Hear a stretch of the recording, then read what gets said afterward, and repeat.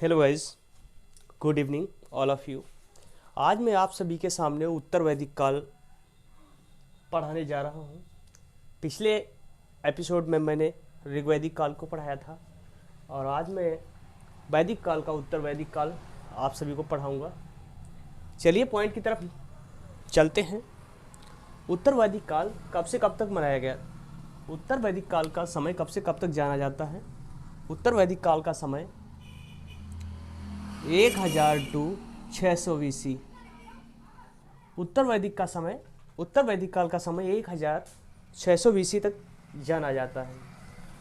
जो उत्तर वैदिक काल है, इस काल में यह किस लिए है? इसमें ज़्यादा से ज़्यादा कर्मकांड और यज्ञ ही कर्मकांड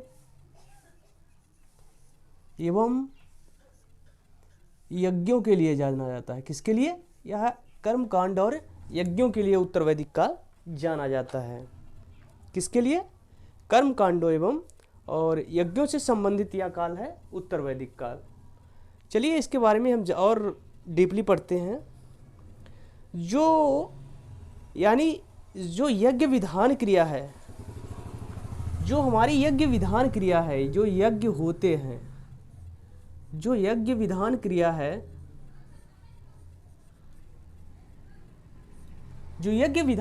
है, यह उत्तर वैदिक काल की ही देन है। किसकी देन है? उत्तर वैदिक काल की देन है। यज्ञ विधान क्रिया यह उत्तर वैदिक काल की ही देन है, क्योंकि यहीं से यज्ञ और जो कर्मकांड बहुत से रूढ़िवाद हैं वो उत्तर वैदिक काल से ही जाने जाते हैं। और यह राज्याभिषेक भी संबंधित है। इसी यहाँ से राज्याभिषेक, जैसे नई लोग अपना राज्य में जब पैर रखते हैं तो उनका राज्याभिषेक होता है, तो यहाँ से राज्याभिषेक के लिए भी जाना जाता है उत्तर वैदिक काल से। यहाँ इस काल में राज्याभिषेक भी, यज्ञ कर्मकांड राज्याभिषेक के लिए उत्तर वैदिक काल जाना जाता है। यहीं से सब प्रथाएं चालू हुई उत्तर वैदिक काल से 1000 से 600 BC तक। और यह इसमें राजसूय यज्ञ का प्रचलन हुआ था। उत्तर वैदिक काल में किसका प्रचलन हुआ था? राजसूय यज्ञ का। इसमें राजसूय यज्ञ का प्रचलन हुआ था। राजसूय यज्ञ क्या था? यहीं से इसका प्रचलन चालू हो गया। राजसूय यज्ञ, उत्तर वैदिक काल से राजसूय यज्ञ का प्रचलन चालू हो गया था।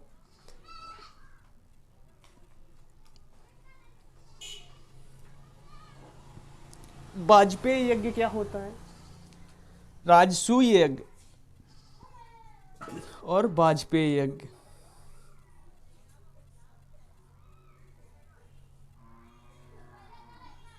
राजसूय यज्ञ और वाजपेय यज्ञ। वाजपेय यज्ञ में क्या होता था? वाजपेय यज्ञ हम लोग किस लिए मनाते थे? वाजपेय यज्ञ में रथों की दौड़ का आयोजन होता था। इसमें रथों की दौड़ का आयोजन होता था। रथों की दौड़, इसमें सब अपने अपने घोड़े को दौड़ाया करते थे। इसमें घोड़ों की दौड़ और रथों की दौड़ का आयोजन होता था। किसमें? वाजपेय यज्ञ में। वाजपेय यज्ञ में रथों की दौड़ की जाती थी। जैसे इसमें आजकल लोग दौड़ क्रिया और बहुत अनेक खेलों का खेल खेलते हैं। उस समय वाजपेय यज्ञ होता था और रथों की दौड़ की जाती थी। यह खान पान से भी संबंधित था। किससे? खान पान से भी संबंधित था। खान पान से भी संबंधित था। यह खान पान से भी संबंधित था वाजपेय यज्ञ। और आगे देखते हैं अश्वमेघ। अश्वमेघ यज्ञ क्या होता था? अश्वमेघ यज्ञ, अश्वमेघ यज्ञ, अश्वमेघ यज्ञ। यह क्या था? अश्वमेघ यज्ञ। अश्वमेघ यज्ञ में क्या होता था? यह शक्ति का सूचक था। शक्ति का सूचक था। इस यज्ञ में, अश्वमेघ यज्ञ में एक यज्ञ कराया जाता था। उसमें ये शक्ति का प्रदर्शन होता था कि हाँ भैया हम इतने ताकतवर हैं और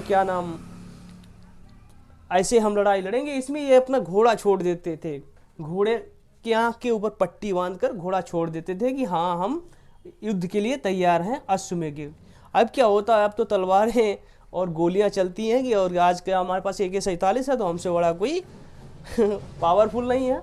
और उस समय ऐसे न्योता देते थे अश्वमेध यज्ञ, घोड़ा छोड़ दिया और मान के चलो जो घोड़ा पकड़ लिया उसी के साथ, घोड़ा पकड़ लिया उसके साथ हम भैया लड़ाई लड़ेंगे, अब तैयार हो जाओ। तो अश्वमेध यज्ञ शक्ति का सूचक था। फिर उसके बाद क्या हुआ, जो पशु बलि दी जाती थी, जो उस समय यज्ञ होता था उसमें पशु बलि दी जाती थी, अग्नि में पशु बलि दी जाती थी, उसको हम अग्न्योष्टम कहते थे। क्या कहते थे, जो पशु बलि दी जाती थी उस समय, पशु बलि दी जाती थी उस समय, तो उसको हम अग्न्योष्टम कहते थे। क्या, अग्न्योष्टम, अग्न्योष्टम कहते थे उसको। जो पशु बलि, जो यज्ञ में कोई बकरा या मान चलो मुर्गा हो गया या कोई भैंस गाय हो गई, गाय का तो नहीं कह सकते, भैंस मुर्गा या बकरा या बकरी की जो बलि दी जाती थी उसको हम अग्न्योष्टम कहते थे। और यहाँ से इसी के दौरान दी जाती थी अश्वमेध यज्ञ के। और गोत्र प्रथा, गोत्र विवाह भी उत्तर वैदिक काल की ही देन है। किसकी, उत्तर वैदिक काल की ही देन है। क्या, गोत्र प्रथा एवं गोत्र में विवाह करना, गोत्र विवाह। अब आजकल लोग जाते हैं शादियां तय करने और कहते हैं भैया आपका कौन सा गोत्र है, किस जाति से हो।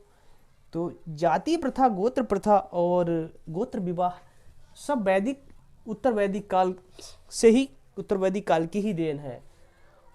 चलिए आगे की तरफ देखते हैं।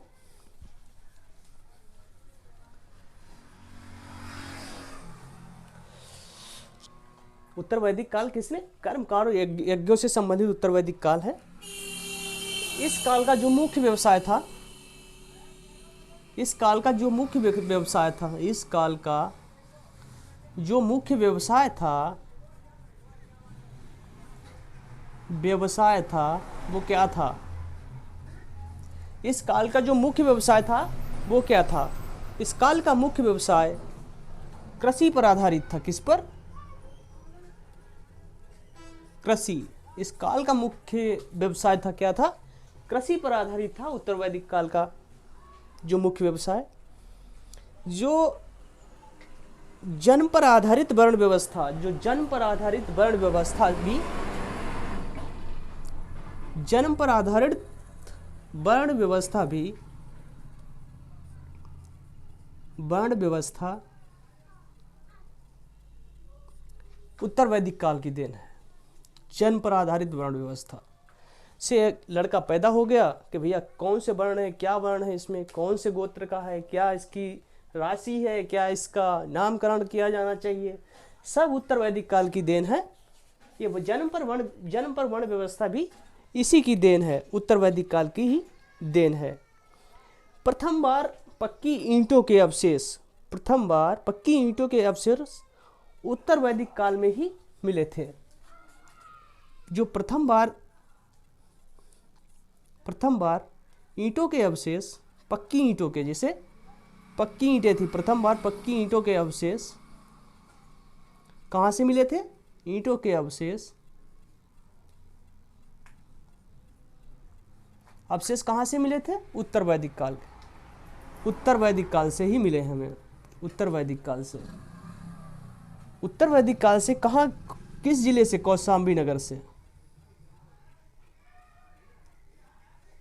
कौशाम्बी नगर से प्रथम बार पक्की ईंटों के अवशेष हमें उत्तर वैदिक काल के कौशाम्बी नगर से प्राप्त हुए हैं 1000 से 600 BC के अंतर्गत। उत्तर काल की जो मुद्राएं थी वो कौन से प्रचलन में थी, उत्तर काल की जो मुद्रा थी, उत्तर वैदिक काल की जो मुद्रा थी वो क्या थी, जो मुद्रा थी वो क्या थी और जो उस मुद्रे का प्रचलन क्या था, क्या थी वो मुद्रा? शतमान एवं निष्क। क्या थी? शतमान एवं निष्क। शतमान एवं निष्क मुद्रा थी उत्तर वैदिक काल की। उत्तर वैदिक काल की शतमान एवं निष्क मुद्रा थी। उत्तर वैदिक काल में यही मुद्राएं प्रचलन में थी। और आगे देखिए, इसमें 3 आश्रमों का वर्णन भी दिया गया है। कौन से 3 आश्रम का वर्णन दिया गया? इसमें 3 आश्रमों को जोड़ा गया है। इसमें 3 आश्रमों को जोड़ा गया है। कौन से 3 आश्रम है वो? 3 आश्रमों का वर्णन किया गया है उत्तर वैदिक काल में। 3 आश्रमों का वर्णन, 3 आश्रमों का वर्णन किया गया है उत्तर वैदिक काल में। कौन से वो वर्णन है? ब्रह्मचर्य, गृहस्थ, नंबर 1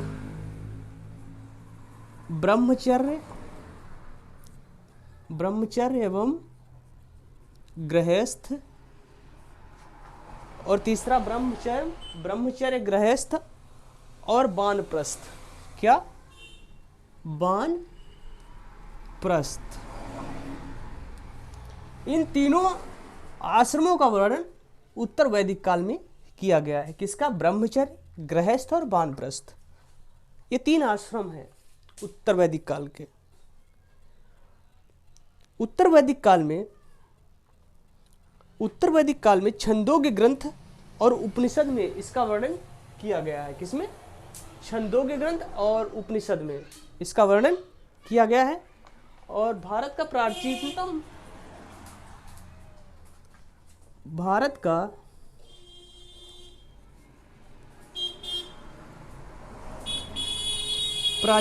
ग्रंथ, भारत का प्राचीनतम और अंतिम दर्शन कौन सा है? भारत का प्राचीनतम एवं अंतिम दर्शन कौन सा है? अंतिम दर्शन।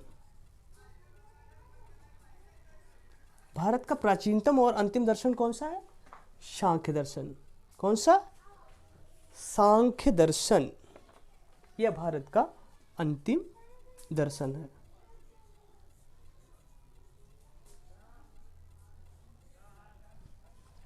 भारत का सबसे प्राचीनतम ग्रंथ यही है।